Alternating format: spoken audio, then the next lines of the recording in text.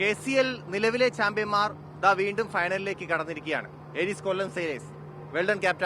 Thank you so much. തുടർച്ചയായ രണ്ടാം ഫൈനലാണ്.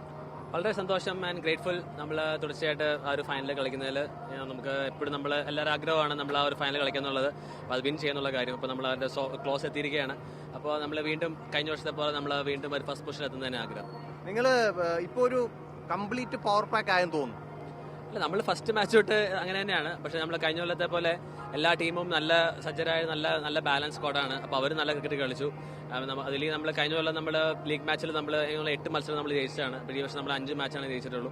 But still നമ്മൾ എപ്പോഴും പറയുന്ന പോലെ ആ ഒരു നല്ലൊരു സമയത്ത് നമ്മുടെ ബെസ്റ്റ് എപ്പോഴും വരും. അത് നമ്മൾ കാണിച്ചു. സെമി നിങ്ങൾ ഏകപക്ഷീയമായാണ് ജയിച്ചത്. ഫൈനലിലേക്കുള്ള പ്രതീക്ഷകൾ സെയിം. കാരണം ഇപ്പോഴാണ് നമ്മുടെ ഒരു ഏരീസ് കൊല്ലം സെയിലേഴ്സിന്റെ ആ ഒരു ഡോമിനേഷൻ നമ്മൾ ഈ ഒരു മാച്ചിൽ കണ്ടു.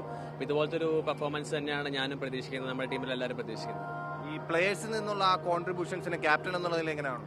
കാരണം എപ്പോഴും ഈ ടൈപ്പ് ഒരു ടീം ഉണ്ടാകുമ്പോഴത്തേക്കും ക്യാപ്റ്റന്റെ ജോബും കുറച്ച് ഈസി ആയിരിക്കും. കാരണം നമുക്ക് എല്ലാ ഒരു വെപ്പൺസ് നമ്മുടെ കയ്യിലുണ്ട്. നമ്മൾ ഏത് സമയത്ത് എന്തൊക്കെ യൂസ് ചെയ്യണോ അതെല്ലാം നമ്മുടെ കയ്യിലുണ്ട്. സോ അതിന് ആസ് എ ക്യാപ്റ്റൻ ഞാൻ എപ്പോഴും ഭയങ്കര ഗ്രേറ്റ്ഫുൾ ആണ്.